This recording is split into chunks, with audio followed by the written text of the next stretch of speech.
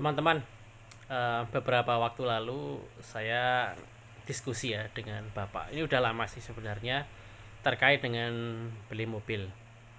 Jadi kalau Bapak kan pengen agar saya beli mobil ya. Tapi dengan pengetahuan yang saya miliki tentang keuangan, saya sampaikan ke Bapak bahwa itu belum menjadi kebutuhan saya dan saya pun tidak terlalu berminat untuk membeli mobil. Itu bagi saya pribadi. Bukan berarti ketika saya menyampaikan bahwa itu belum menjadi kebutuhan saya, kemudian saya belum minat untuk membeli mobil, kemudian itu berarti saya melarang orang atau melarang bapak saya untuk beli mobil. Itu enggak. Sampai singkat cerita akhirnya bapak beli mobil ya, beli mobil second, alhamdulillah.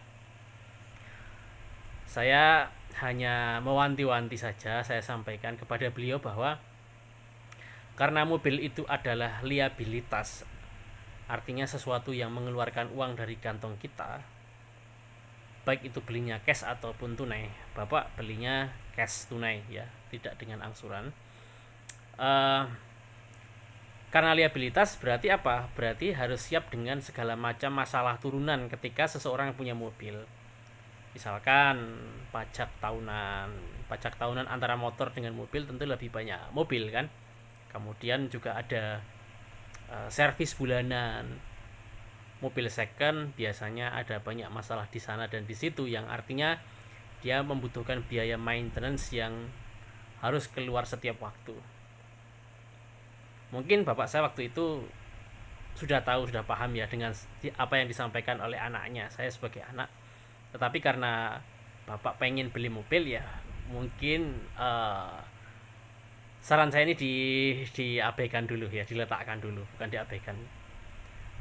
Nah kemudian hari ternyata beneran terjadi bahwa ada pajak, ada biaya ini dan itu dan lain sebagainya yang itu memang mengeluarkan uang dari kantong bapak itu ya. Sampai akhirnya dia sampaikan ke saya, bener pres opo sing mbok sampai no, bener pres apa yang kamu sampaikan. Ternyata memang ada banyak pengeluaran tambahan ketika seseorang punya mobil. Nah teman-teman sekalian, saya memang banyak belajar tentang literasi keuangan. Salah satu kata penting yang banyak orang tidak paham itu adalah tentang dua kata ya, ada aset, ada liabilitas. Silakan teman-teman bisa merujuk kepada buku-buku yang ditulis oleh Robert T. Kiyosaki, entah itu Rich Dad Poor Dad yang paling populer ya. Kemudian ada juga buku Cash Flow Quadrant.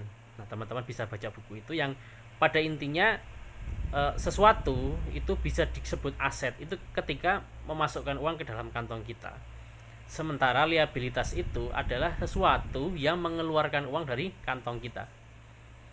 Nah, memang sih dalam laporan pajak ya, orang-orang di kantor pajak, rumah, mobil itu kan dimasukkan, kalau di dalam akuntansi normal itu dimasukkan sebagai sebuah aset, sebagai sebuah harta yang kalau ketika dijual itu akan memberikan sejumlah uang. Tetapi bagi orang-orang yang melek keuangan, khususnya teman-teman kita semua yang sudah membaca buku serial Rich Dad, cara kerjanya, cara mainnya nggak seperti itu. Karena sesuatu itu dikatakan aset itu adalah ketika memasukkan uang, sementara sesuatu itu dikatakan liabilitas itu adalah ketika dia mengeluarkan uang dari kantong kita.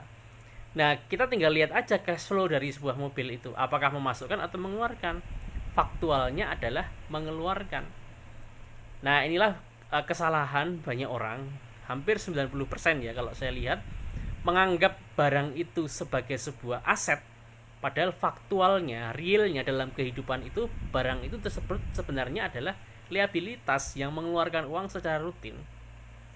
Ingat ya teman-teman, pada titik ini saya tidak kemudian melarang seseorang untuk beli mobil, enggak. Tapi saya hanya ingin sampaikan agar teman-teman itu lebih melek keuangan, cerdas secara literasi keuangan, sehingga memahami kenapa saya mengatakan mobil itu adalah sebuah liabilitas. Karena apa? Ya karena memang faktanya itu mengeluarkan uang dari kantong kita. Ya. Idenya akan lebih menarik kalau misalkan teman-teman itu membeli liabilitas dengan menggunakan aset. Nanti kita akan diskusikan di kesempatan yang lain insyaallah. Belajar terus ya teman-teman sekalian untuk membuka pikiran, open mind, dan senantiasa growth mindset. Assalamualaikum warahmatullahi wabarakatuh.